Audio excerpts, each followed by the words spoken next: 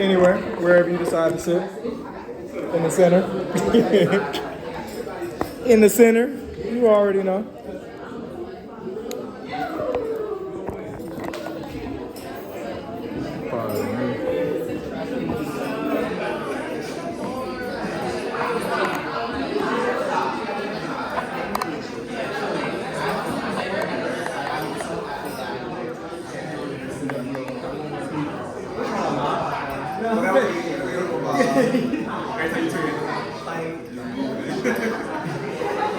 Okay, everyone.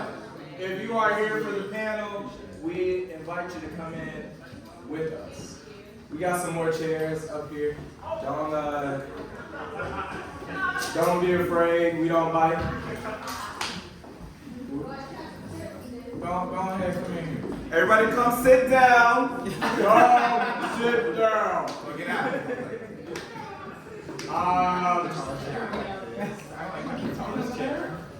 And then, if y'all don't mind, y'all push one of those chairs up.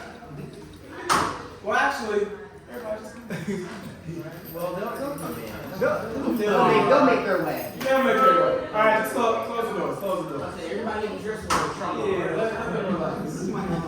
They'll make their way. All right, y'all. Y'all got my intro already. I did not. I'm gonna ask my panelists to be very open and honest. Not too much now. Not into the weeds. I try not to scare them earlier. But I can't do that without, I guess, sharing a little bit about myself, right? Before I ask them about them. I already told y'all I'm Robert. I'm the director and curator here at ArtfullWalls Gallery. And for this particular exhibit, I'm also one of the featured artists. My moniker up until this point has been the Wall Street artist. I started painting or creating at the age of 4. I've been apprenticing with my grandmother in Tulsa, Oklahoma, on Black Wall Street since the age of 4. I went to Morehouse and, ironically, studied business. So I've been practicing art my whole life and studying finance on the back end.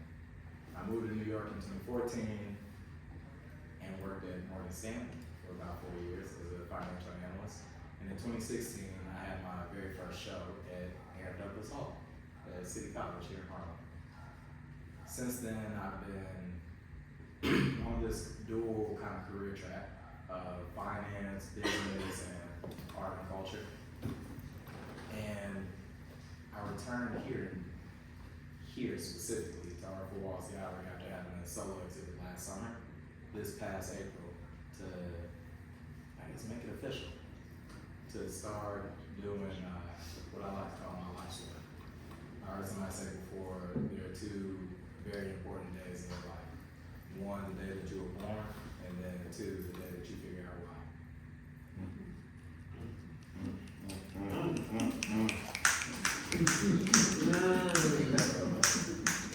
Since April the 1st, this has been my why. I've not been able to sleep well, I've not been able to rest, and for anybody that's on this soft life genre shit, I don't mean to disparage y'all, but I always joke and say, how many days did God rest? No, everybody know. On the Sabbath, y'all could debate about which day it is. And then I say, what day did the devil rest? Well, I'm not sure. And I'm not God, so that means I'm gonna be busy until my work here is done. I appreciate y'all for humoring me on my little soapbox. Before we get into this panel, I'm gonna pass the mic left, and I want everybody to introduce themselves. What's your name? Where are you from? How'd you get here today? And what was a magical moment for you? Could be today or could be this week, but let's keep it recent. Okay, hi everyone, my name is Jordan. I am the designer of J. Alexander Designs, which sparked our show. Rob was very upset about me too. I'm from Houston, Texas originally. I was living here in Uptown actually for the last couple of years. I just recently moved back home and am back again and having excuses to come back to New York. So yeah, a magical moment for me recently, honestly, was getting on the flight back here and realizing that a lot of the things that kind of pushed me back home was just that I needed a break from the city, to be honest. And New York is beautiful and it's art. It literally is art to me, but it can be very hectic, and for me it was just very draining. So realizing that I still, in my heart, had the love for the city that I had when I was 13 and came for the first time was a magical moment that I've experienced this week. So glad to be back here with all these beautiful faces and really great people for this show. Welcome back. Thank you. I'm gonna throw in one little tidbit that's really fun. So this is ArtfullWalls Gallery's second annual fashion show. The very first one me and Jordan did together. Hello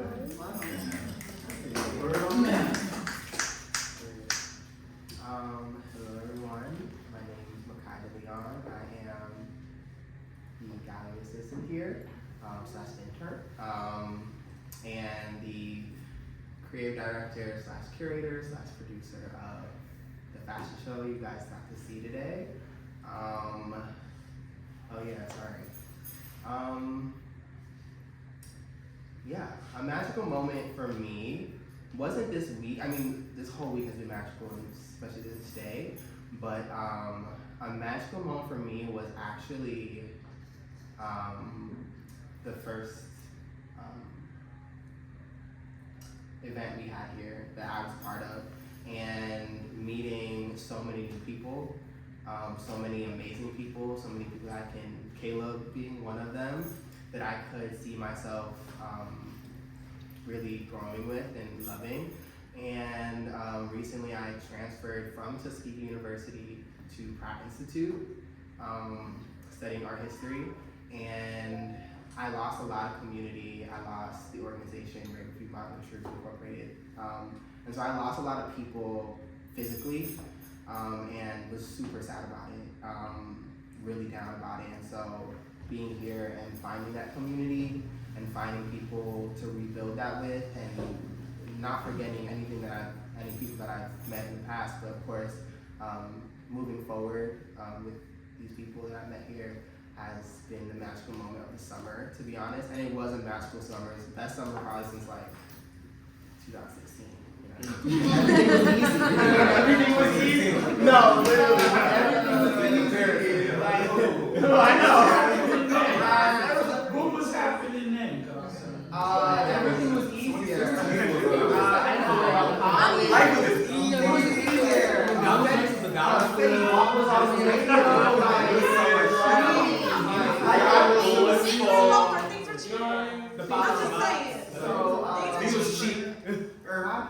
So yeah, this summer has been magical. Yeah, just a great summer. Great summer. 2016 was a great summer, but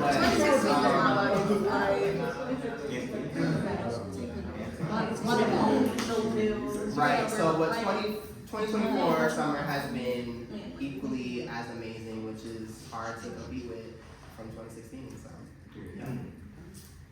Hi, I'm Kaleb Grant. I'm from Beaumont, Texas. I graduated from Prairie A&M University, and I moved to PV, and then I moved to New York shortly after, like 6 months after, to study design. And I've been doing it ever since. I've probably been designing and like sewing since 2019, but I don't count those years because it was like the formative years. Now I'm actually starting to take it seriously and actually take myself seriously, like as an artist, designer, and just a person in general. And yeah, and I feel like a magical moment for me has been, like I was posed on the stairs and I was like, wow, like I didn't know how to make pants this year, and I attended a trade school by Sam Barrett, and he taught me how to make jeans. And although I don't go there as much anymore, it's in Brownsville, I mean, around the corner, that's like an hour and a half. I really value like what he taught me from that. Like I learned how to make pants, and ever since then I've been making pants. I made the clothes that I've been wearing right now, and what was in the show. So I think I'm too. Like it's just like, I don't want to say fun, but it's just crazy to see how much like we can grow as people. We just give ourselves a chance and like not be so hard on ourselves. I'm very hard on myself. I'm very hard on people around me. You know, I seem easy going. But I'm very hard on things. So, and I think today was a day to just like actually let go, because if things aren't right, they're not right, and it's okay. Like, you can always try again. So I've learned that this week my magic moment was realizing I can always try again. Hi everyone.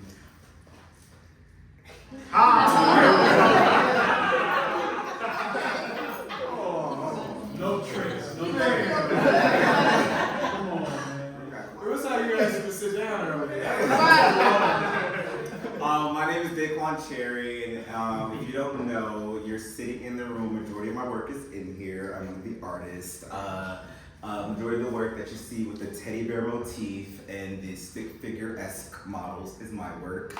A little bit about myself. I am from North Carolina. I moved here at the little age of 19 years old on my own 7 years ago. I don't know how I'm still here, still doing it. Been a full-time artist for 6 years out of the 7, so by the grace of God, I'm still moving. But I think it's also because one of the magical moments that finally came to realization for me was that my artistry was what my passion was. When you said there's 2 moments, it was when you were born and what you know why you were here for. And I realized I was here for the exact reason of my art. So the teddy bear represents keeping your inner child alive. It's something that we do when as we get older, we kind of forget and diminish. When I think of the inner child, I think of imagination, creation, purity, honesty, something that kids do so freely and just willingly. And as we get older, that kind of, because of life, kind of gets diminished. My job is to revamp that within myself and give that back out, the tools that I curated to give to the world through my art, from painting, from my writing. I just recently got back into writing, and I started posting it more. I've had people come up to me and actually started their journey into writing again, and also with my artwork, I've experienced so much. Shut up. I've experienced so much people coming to me and telling me how much it inspired them, and it's finally clicked that I was here, sent for a reason, and to live with intentionality of what my work is here to produce. So I'm here to make sure that whoever experienced my work keeps their inner child alive and live on.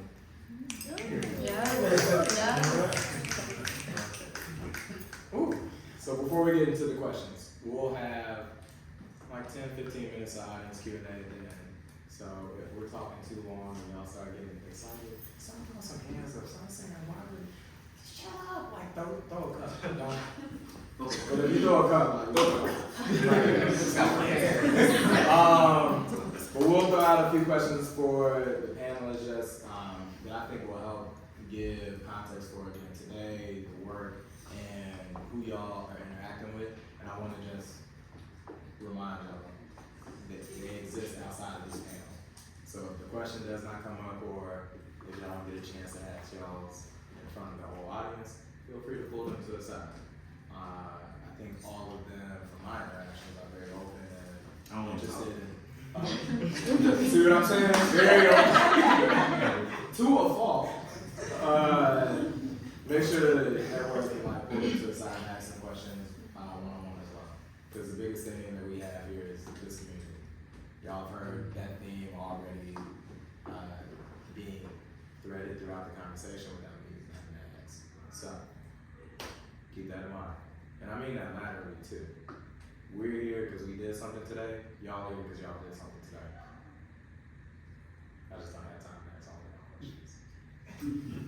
So first one is for my designers. I'm sure y'all get asked all the time, where do y'all get inspiration from? So I'll start there.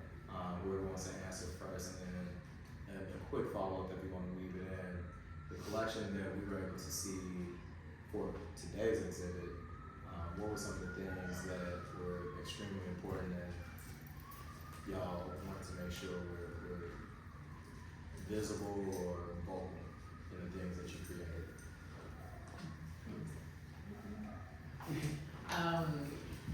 Inspiration. I think for me, I fell in love with clothes first with my mom. So that's what started me on my journey to becoming a designer. She and I, like, that's kind of still our favorite hobby to do, is just shopping.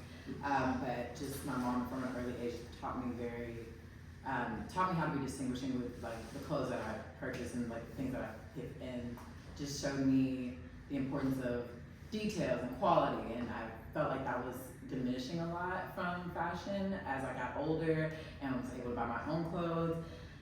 So it's kind of funny because it ties into what was the inspiration for the collection that y'all saw today, which is called my I Heart New York collection. So it was inspired by my mood. When I first went to New York, I felt like it was, you know, it was reminiscent of all the things that made me fall in love with it. I always wanted to be like a boss girl and a boss daddy. And just like, you know, yeah, I wanted to be a little, you know, C-suite corner office daddy. And, you know, like once you get older, you know, you just kind of, especially for women, I think, and particularly for Black women, it just, you realize the world is very different than the dream that you were sold. And so coming to New York for me was like a revival of that dream in a different way. And, you know, New York is all about hustle and bustle, and it is work culture, it's hustle, it is the definition of hustle culture. And that was obvious to me when I first got here. But of course, me being me, like, I'm a very girly girl, in case you can tell. I love it to have a little pink, little sparkle, little something. So it was like, I literally heart New York, but, you know, I needed it to be a little feminine. So all the pieces in the collection have heart motifs. So they're, you know, I saw the red dress that was showed. It was a red velvet puffer dress with a heart back and encrusted with pearls. And every other piece, it was heart-shaped lapels for the suiting, which was literally to me like a perfect example of the workness, but also like, you gotta bring some femininity, some love to what you're doing, you know? And I am a person who enjoys working, so like, I love my work, I love things that I can bring meaning to, so I feel like that's what the collection was about, and yeah, so it's really special to have a full circle moment where I'm showing it here in this gallery after coming to the first show last year, so, yeah. First say shout out Mekhi for asking me to do it, because I'm very shy about showing work only because I'm not sure all the time what I want to be represented, like as, or even just like how I want my work to be represented. Because sometimes, recently, I would think that as a designer you have to have an elaborate show, an elaborate plan, but sometimes it might just be for the fly girls, you know? People that really just wake up and go to the grocery store. I love going to the grocery store. Like, I love running errands like that. Going to the grocery store, going and do things that I know I have to do. And I like looking good while doing that. And I feel like a lot of my clothes kind of just represent like the simplicity of like, I mean, a lot of them don't have a back. Like the shirts I make, the men's shirts, they're backless and stuff. But that's because when I moved here, my back got against the wall. Financially, spiritually, emotionally, so I needed some breath. So I started cutting the back out of my shirts, and I thought it was just like really, I thought it was really cool and sexy, grown and sexy. Like, I think that's like one of the things I've always aspired to. Like, I look at a lot of like old movies from like the 90s, like Brown Sugar or that's early 2000s, Brown Sugar, Wait to Exhale. They all look so good, but no men in that movie looked as good as the women. It's hard to look as good as a Black woman. It's really, really hard. You shouldn't compare or anything like that, but it's like men that are like me, that are more like, that are masculine but have feminine presenting qualities, that are, you know, gay men, or men that are like truly themselves, that are comfortable with themselves, comfortable in their skin. I think it's important that we dress like it, you know, like we show up how we want to show up. We don't have to always just wear a t-shirt and jeans and stuff. So a lot of my collection was dedicated to like not always doing that. And the linen shirt with the back out that my friend Eric wore, I think that was like very reminiscent of like what originally the first design was gonna be. Like, I thought it was just cool. It's hot outside, out of nowhere today, and I thought it just went with it. He originally had a whole other outfit, but I changed it because I didn't like it. And one thing about me, I've recently got like this. If I feel like it looks a mess, you can't sell me on it. I'm changing. And I'm really, really growing confident in like those decisions. So I feel like that's translating into my work too. Like, if I can't say I'm 100% loving this, I'm not doing it. And I think that's something that I've grown with as a designer, and that's gonna be my inspiration moving forward. Like, having taste, like, and realizing that my customer is like a fly person, or the person I want to wear is just fly. Like, they gonna put it on and go to the store, or go out, like, you know, or come to ArtfullWalls, like, come look at the art. Like, you know, it's not too much pressure. You never have to do too much. You know what I mean? Yeah. So I like that. All right. this one is for you because I think it might resonate with a lot of people, especially the creative folks in the room. When you talk about your story, I always get caught in this idea of starting at Tuskegee and then ended up at PWI, starting in science and ended up in art. Started focused on animals, but now here we are focused on community. How do you know when to pivot, and when you do pivot, how do you stay agile or how do you do that? That's a good question. That's a really good question. I think with my journey, there's a lot more to it. I mean, I've been singing since I was in 3rd grade. So art right there, and then went to Frank Sinatra School of Arts in Queens, met a lot of these beautiful people in the audience, and vocal, and so art, and I was surrounded by art majors, film majors, drama majors. They're really annoying, but they're great. Really annoying, but they're cool. Yeah, we'll cut it out. No, we won't. But anyways, so there's a lot more to the story, but I always wanted to do animal science. That was always my thing. My grandmother knows that was always my thing. And so when I went to Tuskegee, I loved it, but I didn't. It wasn't for me. It wasn't for me. And so I think the moment where I was deciding to pivot was when I wasn't enjoying being at school. I don't know. And so for me, I thought of college as I'm going to grow as a person. I'm going to grow as a knowledge seeker. I'm going to grow as my personality, my person in every form of the word is going to grow. And I didn't feel like I was growing. I felt like when I look back at high school me, senior year me, he was great and I love him, but I don't want senior year me to be the exact same person in sophomore year of college me. And so that was when I decided, one, I don't like chemistry. I don't like chemistry. They tried to give me physics, chemistry, bio, animal science all in the same semester, and I saw that semester and I said, absolutely not. Absolutely not. And then it was like, y'all trying to kill me anyway, so let me get out of here. And it was super hard. So the agility, there wasn't much. I can't lie. I only applied to Pratt because that was the only school that I knew I wanted to go to in New York. And all the other schools just I didn't favor them.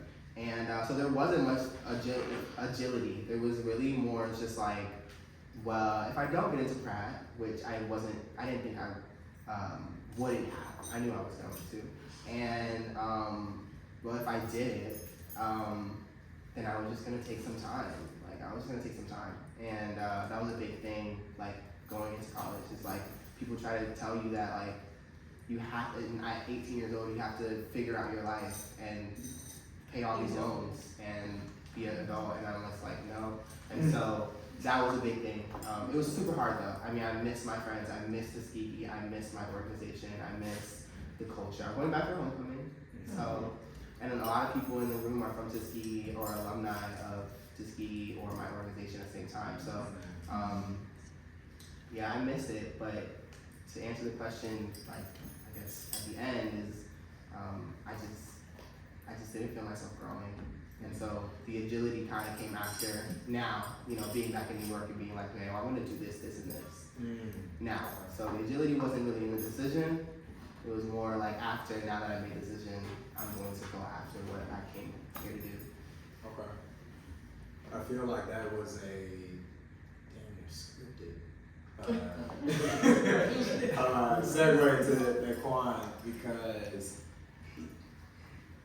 you called it a feeling. And you were able to even be more specific with talking about not growing, and then you referred back to the younger self. So DaQuane, now for you, I'm curious. Not sure how to frame this question, but I think you'll get it. When does the inner child run amok, and when do you have to rein it back in? Or is there just is the inner child just always supposed to be the one we listen to? How do you manage that voice? One thing I've learned is that everything is a balance. There is a such thing as too much of something if you don't have the other. So I think within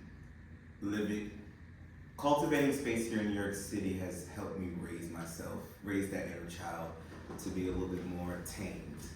I've been alone since I was 15 years old, moved 27 times out of my life, went through so many schools. So I had to learn how to really tame him in a way that I didn't get that ability from my own upbringing. But then there are moments where his rampant temperament helps. For instance, my creative side. When I have those creative spurs and moments that is just like random, I act on it as fast as I can, because he's a little bit more ADHD than the adult version of himself. So he'll move on to the next if you don't catch it. One prime example is this piece right here that I really love. I was on the train one day and this lady walked, she was sitting next to me, and she happened to be a Reiki, and she was just like, "Can I read you real quick?" She just had this aura, this energy that it's just so warm. I'm like, "Hey girl, take it." But so she asked to take my hand, and she didn't touch my hand, she just put it like this, but I just start feeling the heat. I'm like, oh, she's like, "That's your energy, it's very warm." She's like, "However, you have pain. Is it in your hand?" I'm like, "No, I don't." I said, "Maybe because I'm an artist, so maybe I don't know I have pain." She said, "No, it's your shoulder." I was like, "Girl, yeah." And that's why I was getting scared, I've been having shoulder pain for years. She was like, "Yeah, that's not your own, you've been holding on to other people's pain for years, and it's time for you to let go." And I was already going through a lot that day, so it was just whoa. Long story short, same day I made that piece, because I was my inner child started getting rampant and started just thinking about it's always a movie scene in my head. There's always something going on. There's always a moment to create, and now it doesn't always get put and executed. So I think to answer your question, don't come back on tangent, I think there's a time and place where it's safe for my inner child to run rampant and just be all over the place, and there's time for rest so he can feel safe and seen. Because I think that's the most important thing within my own journey with my inner child, of not growing up feeling safe or seen, to be able to cultivate space to create. And I think that's something that it takes both to operate. It takes the negative and the positive to operate a battery for the car to go. Ooh. Yes, it does. Okay, you say you got And a poet. I want to give y'all a little bit of framing for this next question, and a little recommendation in there as well.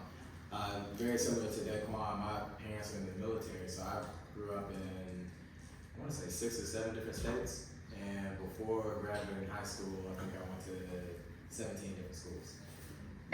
Most people that grow up in the continental United States most likely have not moved more than once or twice by the time they get 35. So they do have those same friends, they do have those same networks. Their family has always been around them to kind of act as those bumper lanes on the bowling alley, right? So you leaving here with something. You might not get a strike, but chances are you're not gonna come up at 0. And as a child, I was a little observant, very menacing, and into some shit. And when those moves started happening for me, it was my mom would see my energy kind of going all over the place. Still want to be engaged, but not necessarily being able to digest the entire picture. So she gave me this book called "Who Moved My Cheese?" By Spencer Johnson. Wow. The concept that they bring up in the book, I'm spoiling it, but y'all need to read it anyway. They talk about the scientists in the lab with 2 different sets of mice. The first set is called him and her. Every time they move the cheese in the maze, the mice have to figure out how to navigate again to get to where they're going or to get to the goal. And as the name suggests, him and her do what? Every time the cheese gets moved, they get "Who moved my cheese?" One of them stars him and one of them stars Han. Y'all get it. The other side of it is the two others, and they're called sniff and skirt. So when they move the cheese on their side, they say, "Who moved my cheese?" And then sniff goes outside again, puts his nose in there, runs this way, and then he says, "Skirt, go get it." And that was at least an allegory that I used to fall back to navigate through the change.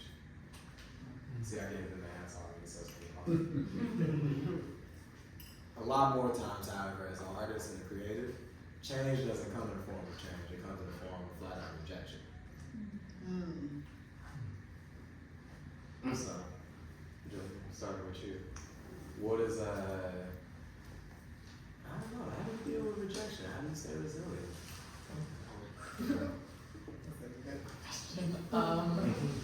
Yeah, this is definitely something that I have been working through very recently, actually.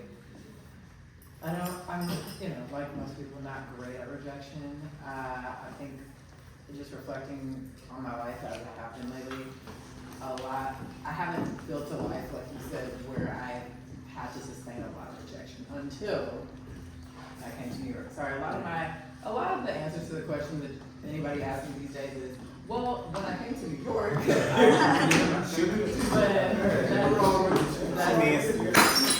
It's okay. We'll give it a second. Mazel tov. Mazel tov. Alright, that's up on the last. We ain't got no insurance. Just act like a bee. Yeah. Nobody. but yeah, I mean, I think it's been eye-opening, like what you were saying about with Scurry and Sniff and Scurry. I feel like that was my Sniff and Scurry moment was coming to New York, right? Like I could have hemmed and hawed. I'm a very hem and haw person in every aspect of life. So I literally moved to New York about a week after I decided I was gonna move to New York in 2022. It was like right after my birthday. I realized that my life I felt like I wasn't gonna grow in Houston or continue to grow in Houston if I stayed there. So kind of to Mekhi's point, it just was like honestly an instantaneous decision. I kind of saw my friend group and saw what was going on in my life there, and as much as I loved Houston, for fashion particularly, it was like there's just not a huge runway here for this to take, unintended, but like for this to really, take off and to do much. Galleria. Please. What did you say? He said the Galleria. Oh yeah. I love the Gallows, but there's just not a business of fashion like there is here. And so I literally just made a decision and started looking at apartments. I flew out here and started touring apartments about a week after, and then signed went through the whole New York apartment leasing situation, and told my parents like about a few days before I was like, yeah, I'm gonna move to New York. So it was a really jarring thing, but I think, and I needed to get out of my comfort zone, and that's what I did while I was here. And New York will build you up on rejection. So, I do feel like rejection therapy is probably the most efficient way to get better at rejection. And in the art world here, like there's so much competition. Like there are so many amazing artists, amazing designers, amazing creatives all around you. So you have to get good at realizing like you're not the best in the room ever. Like, and if you are, you probably are in the wrong room. This is New York City. So, that it built up a different muscle in me that I didn't realize I had before. But and then just but also on the flip side, being surrounded by people who were truly intentional about their art and finding your people in a different way, not based on family or high school connections or things that were not things we had in common, I think helps with that rejection, because even when you're being hard on yourself, having people that are doing the similar things as you and being in their own lanes of difficulty, pouring into you, I think, makes all the difference. Rejection, I think I mean in the last, I'm only 20, so like, I don't know,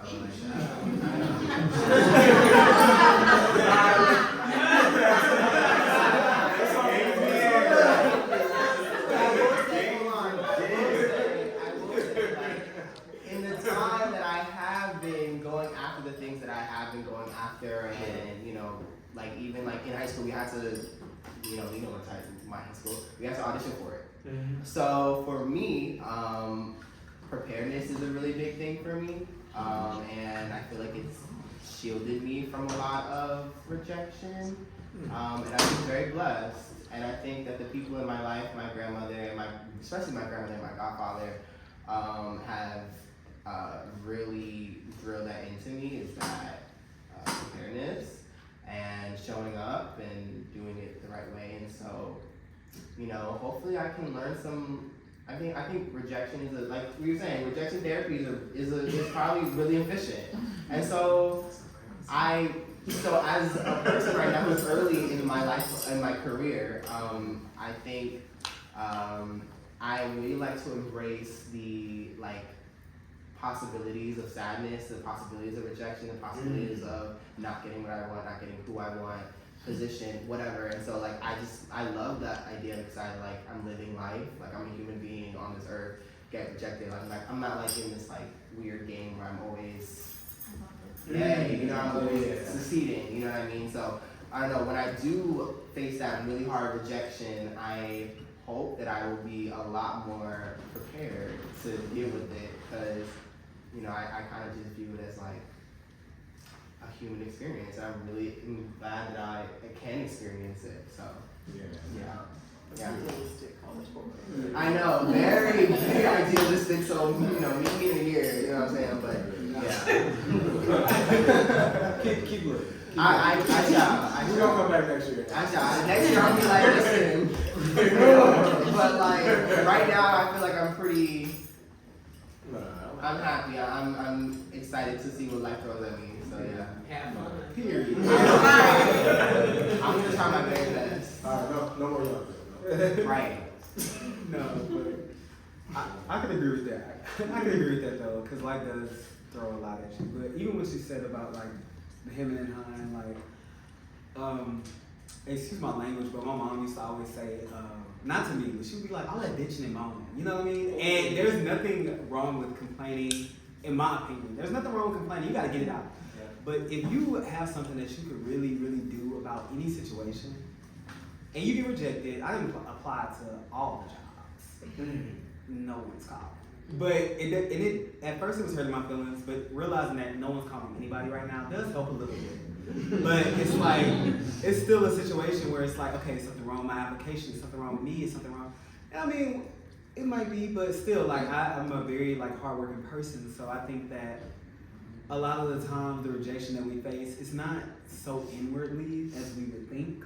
We think something's so wrong with us, but we need to stop all that bitching and moaning and actually continue to get up and try different things. It's not that personal. Yeah, it's not personal. And I had someone tell me that it was just it's not you because it's just not you.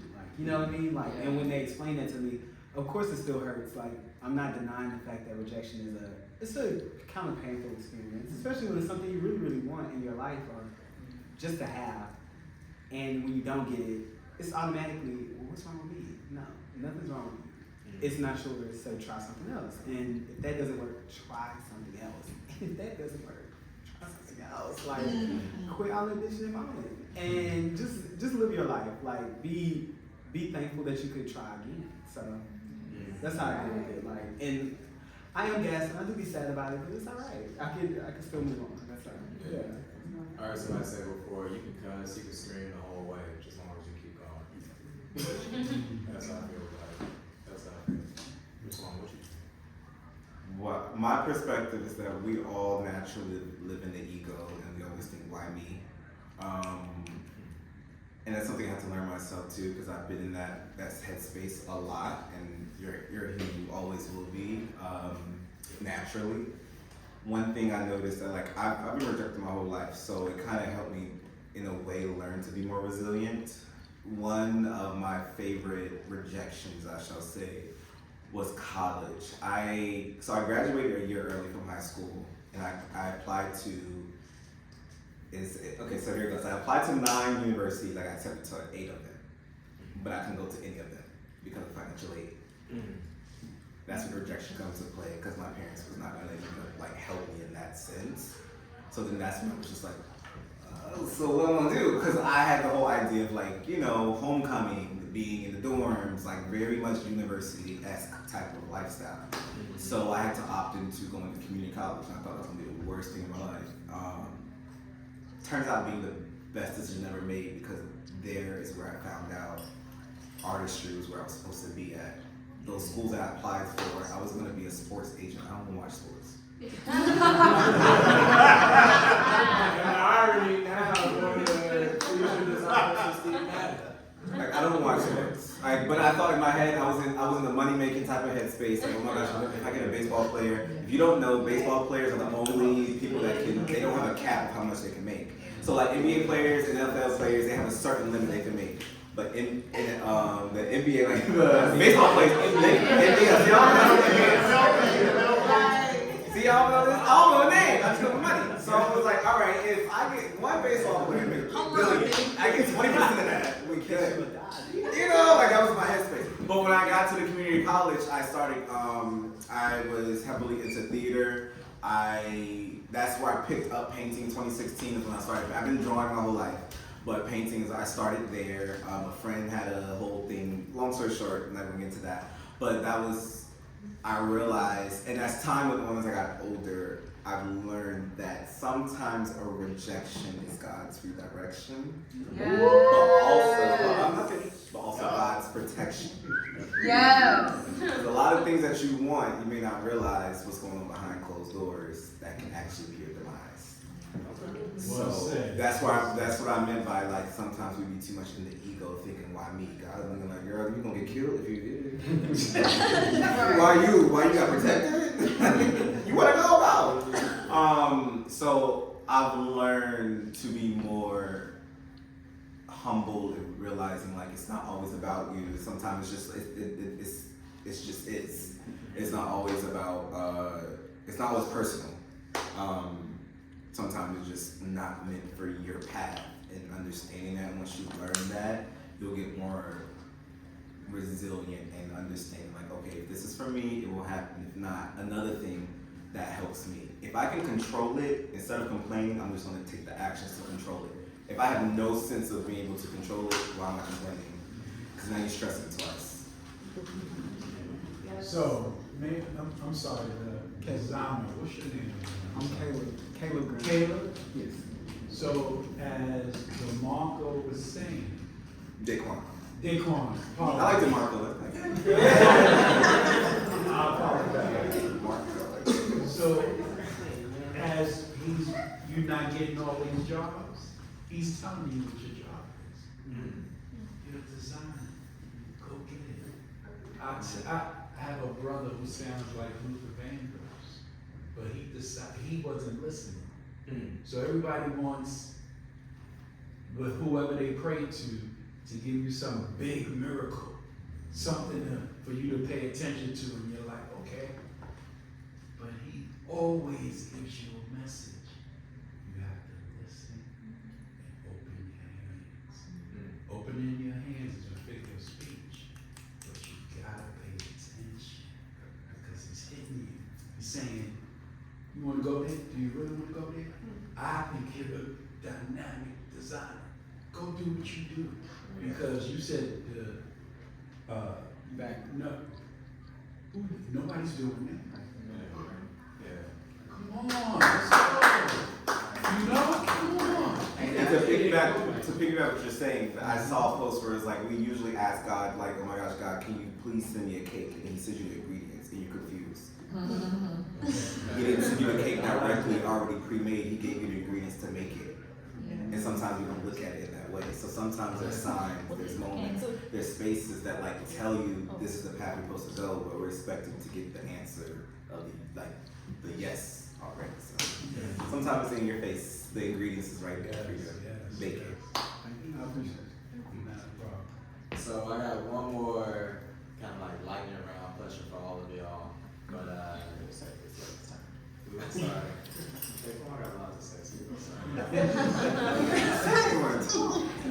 Look, the why me? I love that because there's a power in the question that we ask, and if we switch why me to try me.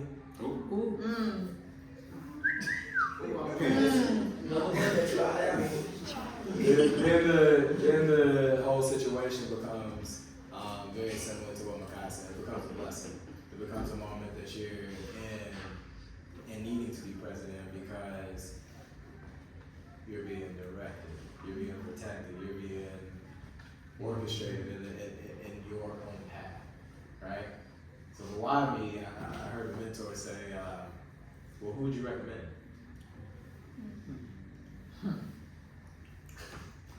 Do you have like a short list of people that you would, give this situation to? Because a lot of times, we were to throw our problems out on the floor in a room full of people, we beat each other's ass to get it back. Right. So, those are people that kind of that example. Instead of why me, try me.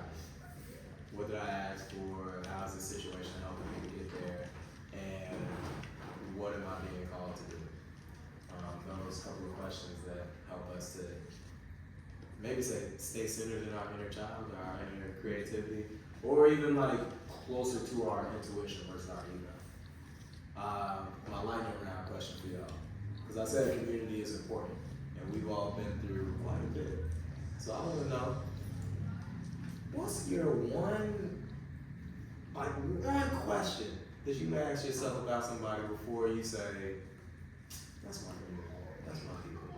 I'm in the right space.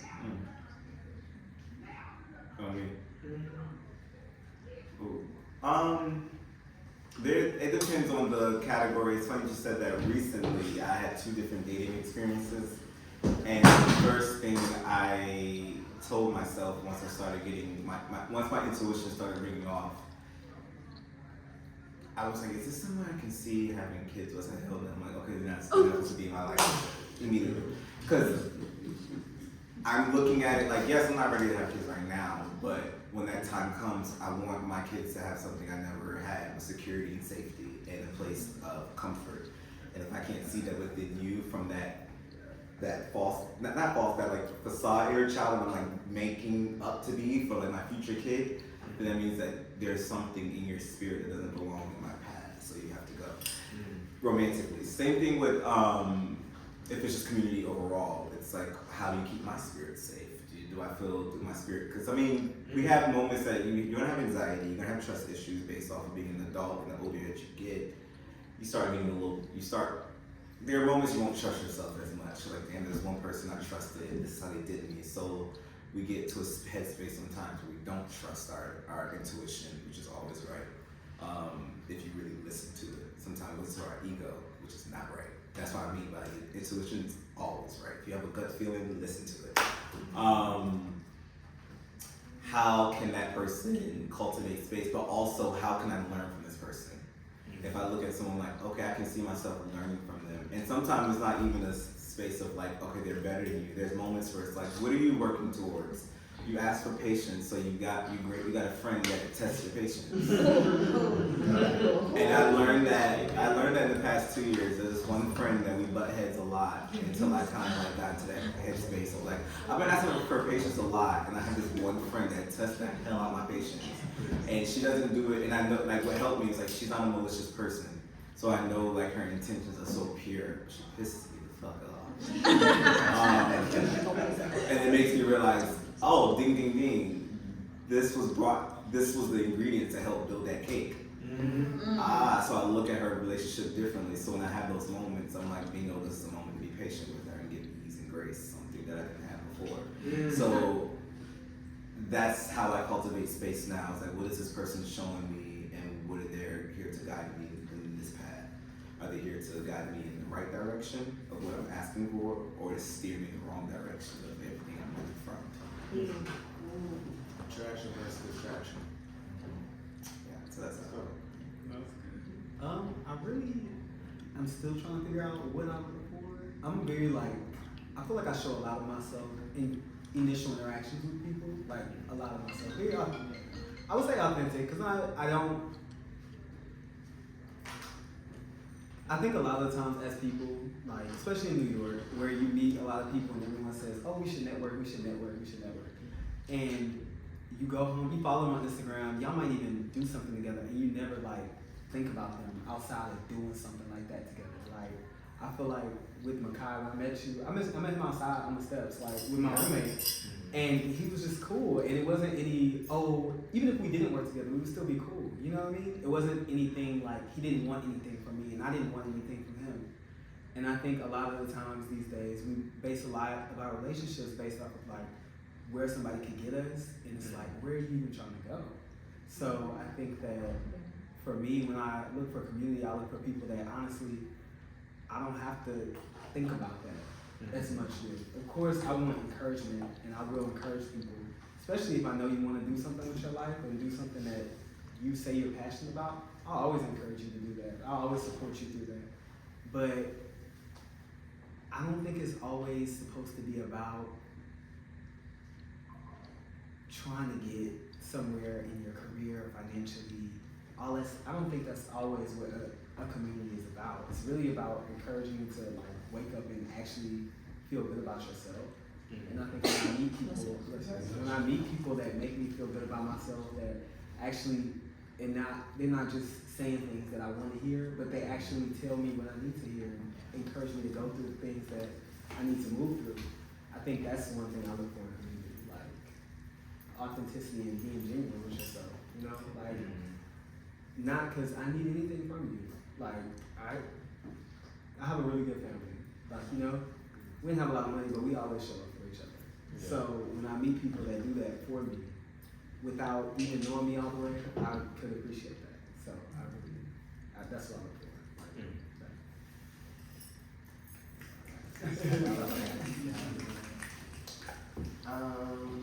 I think there's two big things that I look for, or feel rather, is one, if I get a warm feeling in my chest. I feel like in my body a lot of times, like I hold a lot of my emotions in my body. Like when I'm really sad, I feel it in my knees, like really bad for some reason.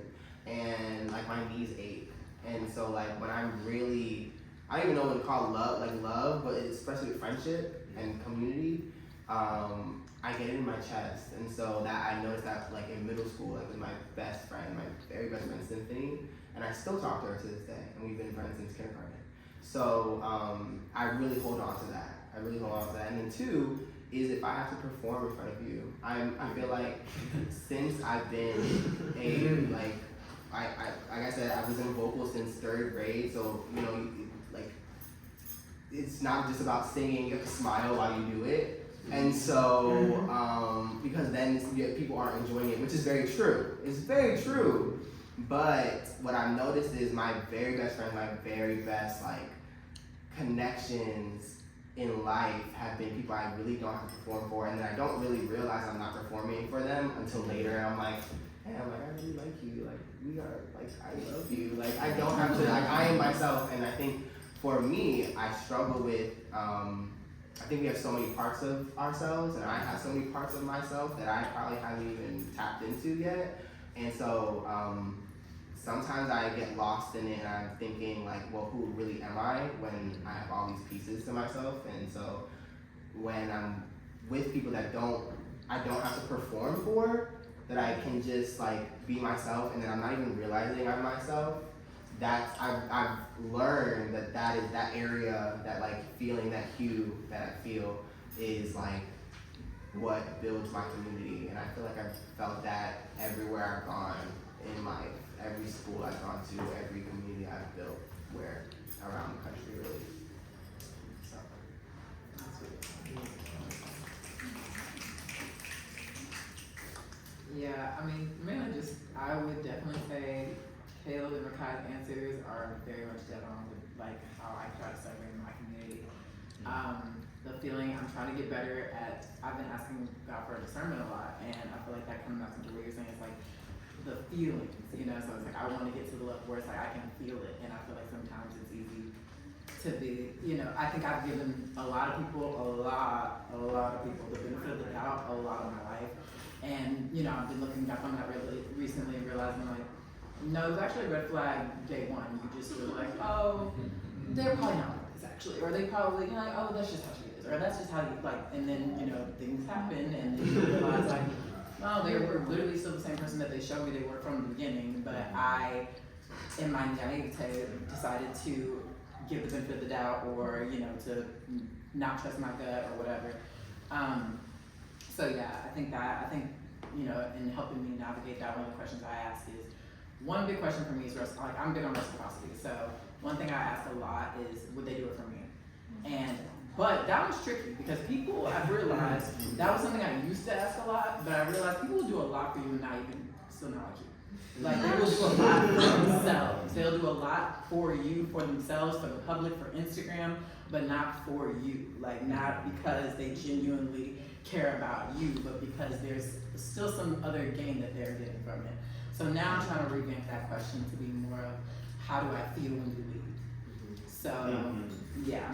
And I really resonate with that question. I think on the flip side, what I think about that question is like, well, would they do that for me? And like, but like when, especially with friends, it's really tricky because we go through a lot. And entering my adulthood, it has been like, oh no, like we are really complicated. People, we are really complicated. So it's like when I think about that question, I think about that question too. It's like, well, would they do it for me? And sometimes I can't answer it because sometimes you just can't do it. Like sometimes you just can't do it for that other person. It's like, I love you, I want to show up for you, I care so much about you, but I can't do it. And that has been, that was a big thing last semester. My last semester at Tuskegee, it was a lot of like, my friends back home, me like low key like losing contact with them. And it really sucked because I love them. And I'm still friends with my friend from kindergarten. So it's like a big thing for me. But I just couldn't do it. Like I just couldn't. And so, that's the kind of the flip side when I think about that question too. It's like, well, like sometimes people just can't show up for you, and like, how do you? I'm still learning how to like build that back once they can do it. You know what I mean? Like, how do you build that trust? That like the love never goes away, but the trust and the trust with them again. Yeah, exactly. One good thing is I've learned is meet people where they're at, and once you meet them, can you continue? Because a lot of times it's like you're asking for, like sometimes you're like, I know for me, I'll ask for something that they're not even giving themselves. So how can I be so hard-headed of them trying to give it to me? Like, okay, they're not even meeting themselves in that moment. Can I still cultivate space with them, knowing that what I was looking for, they can't like provide. They can't provide the same attention or attentiveness or words of advice or whatever, or cultivate the same space I'm giving them. Can I still meet them and still be in that space? And sometimes yes, but also I think a lot of times we're in this culture, we're too quick to be like, all right, it's time to cut off. There's also another spectrum where it's like, okay, it's called like recategorizing that person. They was once your best friend and from childhood, and they were this and that, but we evolve, we change, and in the midst of evolving and changing, sometimes we just grow apart, and there's nothing negative about that. We're not always going to be the same people that we once were. So when you see that, again, meet them where they're at. We're not in the same space to cultivate that space we once did, but I still love you from a different category. And I don't think that means it'll never get back to something, but Right. it'll be something new. And it's hard like trying to navigate something new like that, but it's possible. If you want it, it's possible. Like for instance, my friend, one of my childhood best friends, she's married with a kid. I'm like, girl, good for you. I'll have you the award. And you know, like we're on 26. I'm like, imagine with a child and married, I'm like stressed out right now. So we're in different spaces. So, but it's like I still love her, but I understand that we aren't on the same frequency anymore. I don't like to use the word level because it kind of like frequency is we be over here, we be over here, we're on the same line. And I just realized we're not on the same frequency, but I still love her the same way that I loved her when we was friends since kindergarten, but it's just from a different category now. She holds a different space in my life now. I love this idea of like categories, especially when you talk about community. I guess that's all I asked with the survey and the piece. My question personally, I think that ties us together is, was I clear? If I'm in a relationship with somebody else, am I being clear? This is what a friend means to me. and then they show up to somebody else, and I'm like, wait a minute. This is what a friend means to me, and they show up to somebody else. Then that recategorization has to happen. But then somebody showing up in a way, and I kind of ask myself, like, am I attractive? Because was I clear? Was I being unclear in my communication, and therefore did some like false advertising? Was I performing when I was supposed to be? Maybe I should have dropped my guard a little bit more so people can get some clarity around who I am. So my question is always, was I clear? That's it for the moderated portion of this panel. So thank you all for humoring me, humoring my curiosity, and we can do a round of applause for all.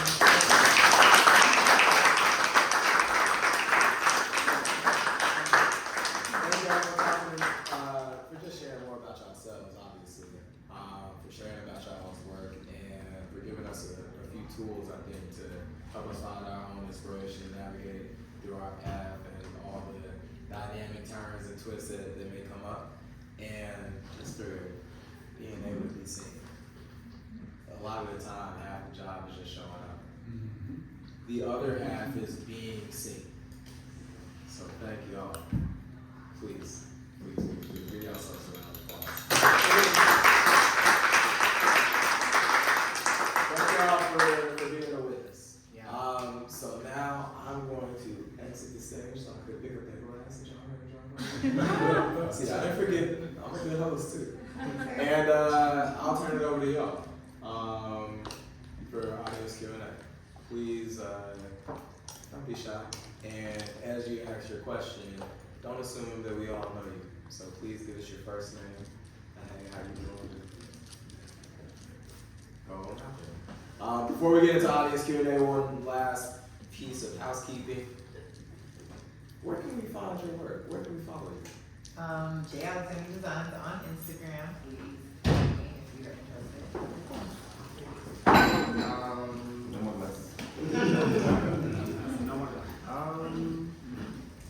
don't know. I have trouble like, do you like share your Instagram, like your personal Instagram in like business spaces? Is that a thing? If it's meant for that, Okay. if your Sure, Instagram is meant for that anyways, space. well, you can find me at MMEKHII. It's just my name with extra M and extra I. So. You can follow me at Kaleb C. Grant, Kaleb C. Grant on everything, because that's my name. And Westmoreland_studios on Instagram. For art purposes, which is all I'm gonna share, is you can follow me on Flaco Waters, FLACO Waters. That's my Instagram page and my website. Yeah. And honestly, before we get into the Q&A, I feel like it's so interesting when we have these talks that I always realize that we talk way more about like personal than like the art. But like I think it's so interesting because our persons always end up in the art. You know what I mean? Like I think like even with the show today, originally I didn't think about myself in the show, and then as I was growing in like the concept of the show and the theme of the show was growing, I realized that it was like really had to do with a lot of my life and being raised by women. So I don't know, I think it's very interesting. If y'all have any personal questions, and also any questions about the show, about the designs and the models, and yeah. Leave the floor to y'all. Hand. Put it out. Well, hey, What's your name? What do you do? Alan. I'm originally from Detroit.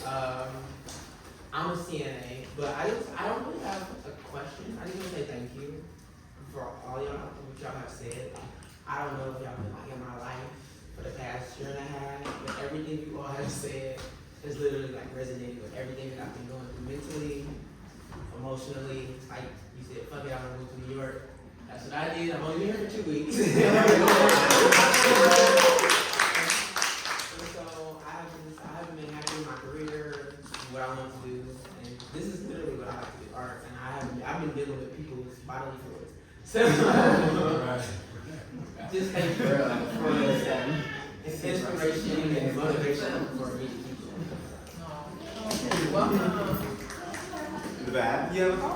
Hi, my name is Amarachi. Period. This was a really fun event. I wanted to ask the artists up there, where do you create from? I know being in New York, like, is it Jay or Jade? Oh, it's, yeah, J. Alexandra Design, so it's Okay, just I J. just want to make sure I was saying it right. Yeah, yeah, Like yeah. you My name is said, Jordan, though, Jordan. first name. Nice to meet you. I'm also from Texas. Moving to New York, it is a lot. It's a shift in just everything, like the frequency, the way you move, the way you think, the way you speak.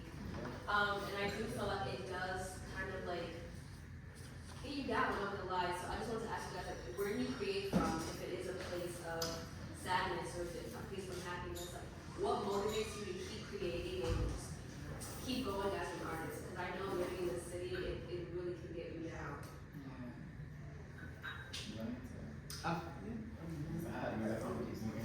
I feel like for me, it's not really sadness because when I'm doing it, I feel like, oh my god, I can do this. Y'all ever saw like someone discover they can do something for the first time? Like, oh my god, I'm driving. Like, oh my god, you ever have that moment? Like whenever I'm sewing, I'm like, oh my god, I can do this. And then like as it goes, and then I try something out and it doesn't fit, I'm like, I hate this, I'm never doing this again. So like, I feel like I create from a place of like, oh my god, I can do this. Like, it could be something. It could be something. It might not be that at first. It might not be that at second or third. But fourth or fifth, sixth, I got it. So I think that's like, my place is like an actual excitement. And then over time it'll like shift. It'll be like, damn, it's not good. It's not good yet. Oh, this sucks. Let me take this out. Let me try something new. But I feel like it's excitement, like an anxious excitement. For me, it's curiosity. It used to be from a place of, for instance, when I would say like the teddy bear resonates from keep your inner child alive, coming from a lot of trauma of my childhood. Then I realized that that's no longer my default. So like I don't always want to be creative from a place of somewhere that I'm trying to like heal from. And there are moments where I'm gonna have those moments, I'm gonna create from that, but I don't want that to be my default in my life. So I started creating from curiosity of my feelings. Like, okay, I'm joyful today, it's very jovial. I'm very curious of what that looks like on canvas. I'm very curious of what that looks like in my writing. I'm very curious of what that looks like for my expression of how I dress today. Everything, I look at everything as art. Even being a CNA, you said bodily fluids, the body itself is art. We started as a sperm and an egg, and here we are now, like just formulating. Well, let's switch jobs for a day and see. No, that's not how I do it. I ain't gonna do it. There's different forms of art. I appreciate your art. Artistic, you feel like you're a chef. Keep the body around me. But overall, it is like everything. It's all about perspective shifts. Everything is what you see it to be. Everyone has their own worlds they live in, and I think that's just very beautiful. So I'm very curious of everyone's worlds, and I kind of like act and inspire from that. When people watch, I observe. I wonder what that person's going to work into doing and what their story of life look like. I don't know, but I'm a creative based off of what I feel their story looks like, and I'm going to create like this series itself is called The Essence of Harlem. And if you didn't know, last month was the 100th year anniversary of the Harlem Renaissance. I wasn't there in the 1920s, but one thing I've always been curious about is that it was a space where Black community, we thrive in economics and fashion and music and the arts.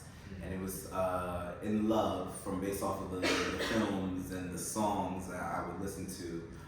So it made me curious of what I feel like those storylines would look like in my head on paper. So I think that's for me, it's from curiosity. I have a question. Good evening, guys. My name is Gina. I was invited here by Nina. Sorry, I just had to give her a shout out. I'm very blessed to be here today. It's my first time in like an art gallery. It's very nice. It's a first time for everything. But I wanted to point out something that stuck out to me was this excerpt of Who Is He Without Her? And the part that I really couldn't steer away from was reminding us that behind every great man stands a village of powerful women. So my question for you here is, who's your her? Who is he without her? Who is your her? And what part of her do you carry to express your art? that you create today? So when I wrote that, I was in the point in this conceptual idea of the show where I realized that a lot of it low key wasn't like connected to me, and where it was like, oh shit, like, yeah, oh my God.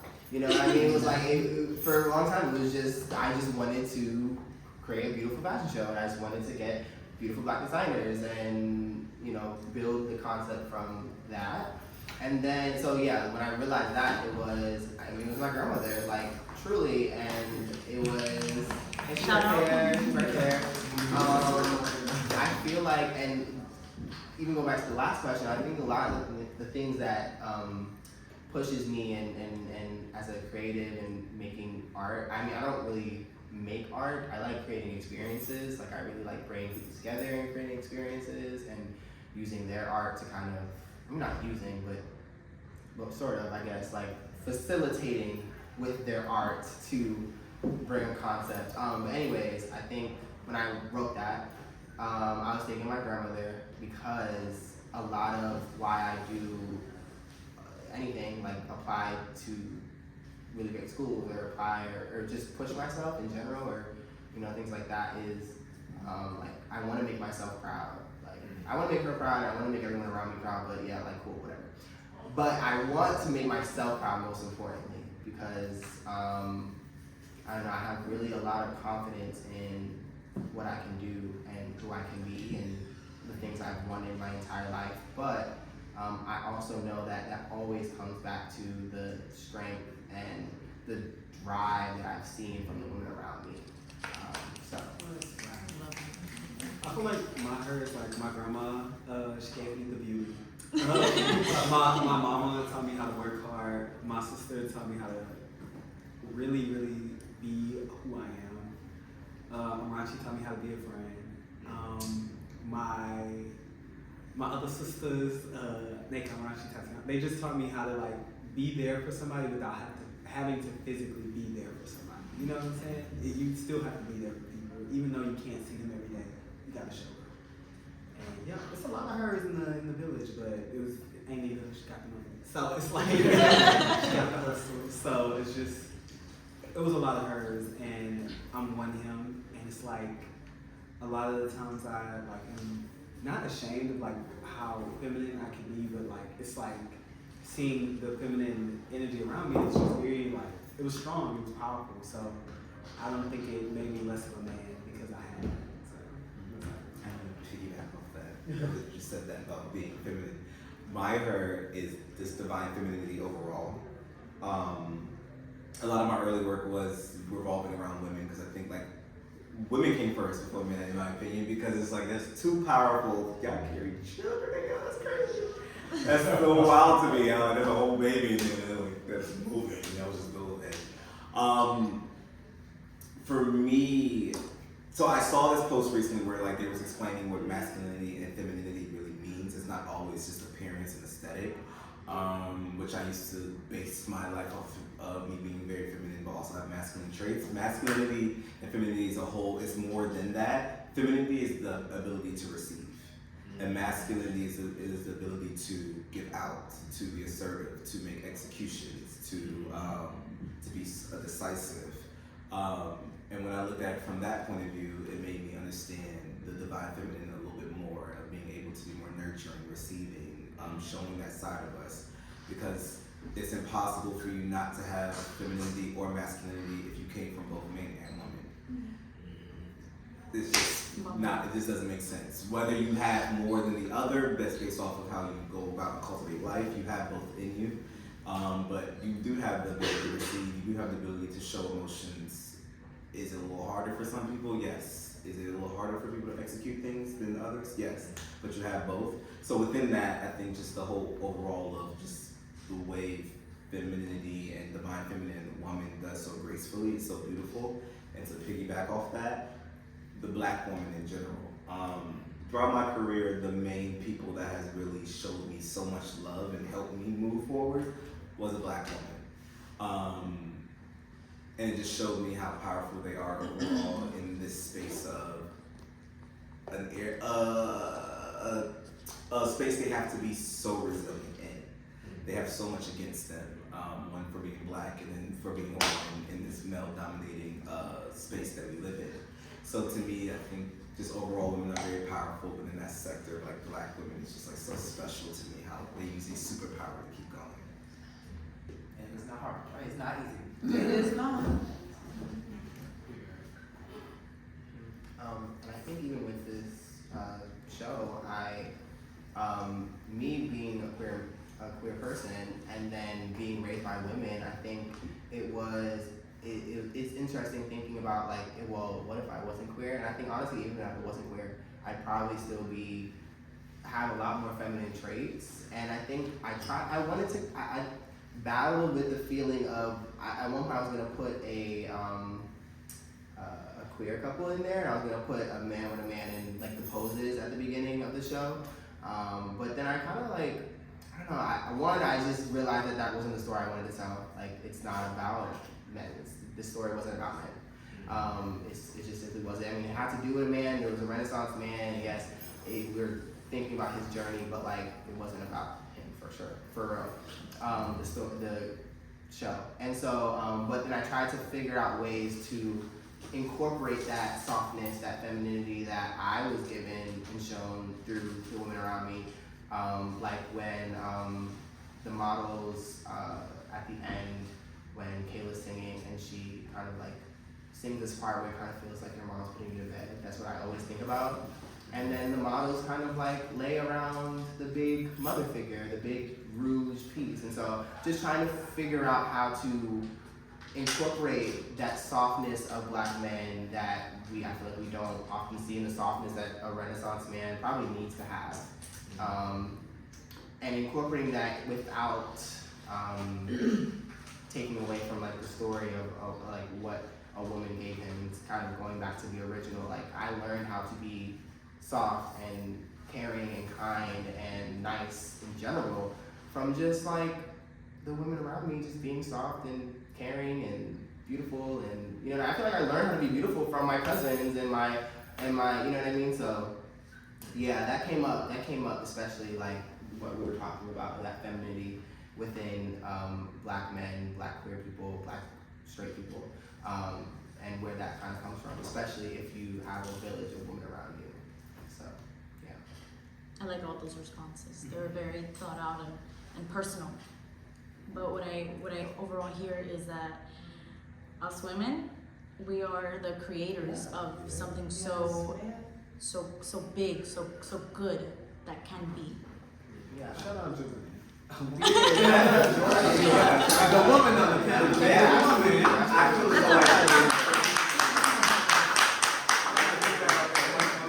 feel as though like if men were more mindful in understanding their ability to be more nurturing and a little softer, there'll be less harsh men attacking women now. Say that. A lot of it stems from not them being able to express their emotions and be mindful, so they take it out. I mean, that's just a natural thing. When something builds up, it eventually tips over. So I think it's very important for anybody, males, whoever identifies in your masculinity, tap into your femininity and allow yourself to be more nurturing and mindful. And it's okay to have soft moments. It doesn't make you a weak man. And I think that was super important in the piece. I really didn't want, I wanted it to, the men that were featured, the models, the male models, that to always have a woman near them and teaching them. I mean, Makita was in this gorgeous, amazing rouge dress, and she was teaching her brother, the other male model, how to play piano. And so just like, I think like I really wanted to make sure that we saw the journey of like, I feel like the best men embrace their caring nature, embrace their love, embrace the things that they've been taught from primarily probably the women around them, is that softness, that caring, and things like that. And then whilst also embracing the strength that they learned from the women around them, you know what I mean? So, and that duality, I think that's what a Renaissance man is. It's not, yeah, he's wearing a suit, but like, he's also a good guy. Like, he's also a cool guy, you know what I mean? He's gonna talk to you, you know what I mean? Because he's just nice, you know? So, yeah. Anybody want to give us our last question before we close out? I saw a hand up. Okay, my question is for Jordan. So, when I was younger, my dad told me that he realized that I was gay and that he could not deal with me. And he disappeared for a while.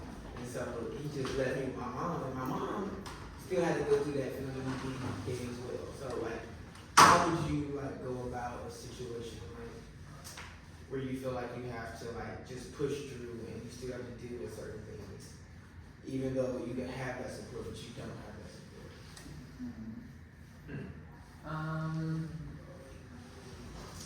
I think, honestly, just being prayerful and kind of pulling on, things that we discussed already of like, it does get really hard, I feel like sometimes it's, when you don't have what you know, when you don't see what you know you have, you're leaning on faith, right? It's like the faith that things will get better. And like sometimes the light at the end of the tunnel really, it gets dim. You're so far away from it, or there's like something in between you, some kind of obstruction that's not allowing you to see it. But to your point, like that's where I feel like the natural reinforcement for me, it like usually comes naturally to be like, oh, it's okay, I think, tomorrow's gonna be a better day or whatever. But in those moments of like, you're kind of drowning, you're kind of like doggy paddling because there is something, there's a support, there's spiritual support, there's, familial support, there's something that's actually there supporting you, but you just can't see it, and sometimes you feel like you really can't feel it. So that's where you have to manually, for me, reinforce, like I have to tell myself, like, it's gonna be okay, like, you can't see it right now, you can't feel it right now, you are going to be okay, and remind yourself of the support that is there. Like, if with your mom, I'm sure she loved you, like more than, she probably had an ability to accept and understand the way that, maybe your dad didn't because he wasn't taught to be accepting of those things. And I'm so sorry that happened to you. Oh, it's good now. Yeah. He there, look. Yeah. Oh, yeah. But yeah. But that is, I wanted a woman's perspectives because I never asked my mom because really? I just know to have her, like, because she still, to this day, is dealing with certain things. Like, I have high heels and that killed her when she saw that.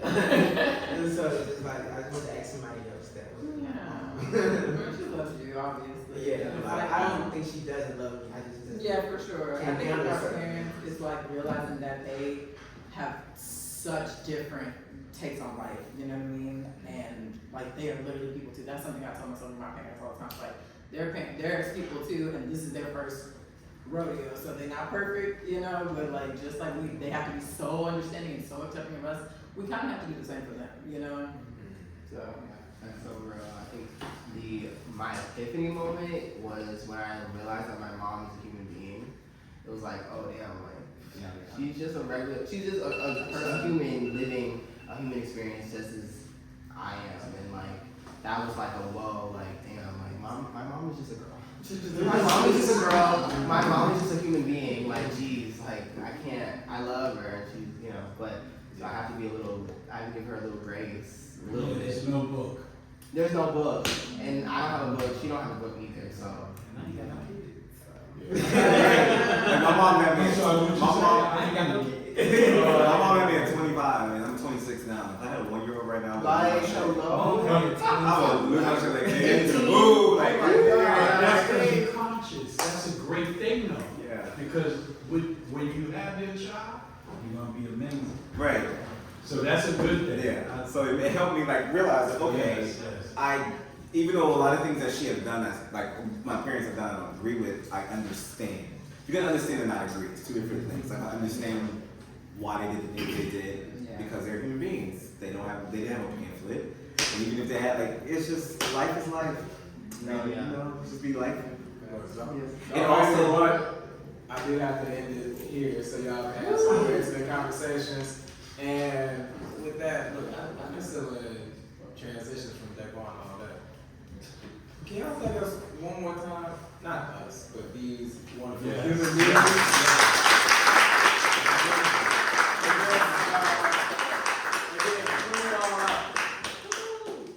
Putting it all out there, coming on a whim when New York had already said that it was time for a pause for creating a show in a space that needed to be revived, and you felt brave enough to come in here and do it. For responding to a friend that you just met. And for understanding that community ain't always about longevity, it's about reciprocity and resonance. For always being ready and for always saying why not. Yeah, inner child alive. Maintaining that balance. I was not really in the show, y'all. Yeah, I was supposed to be in the show. Came today. Like, And like an hour before. And like, so yeah. So with that, I'm like a good lawyer. Y'all my jury. This is what I present to y'all. These are the Renaissance men.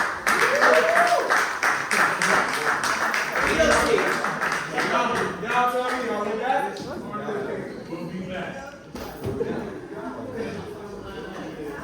We should get a picture, but oh damn.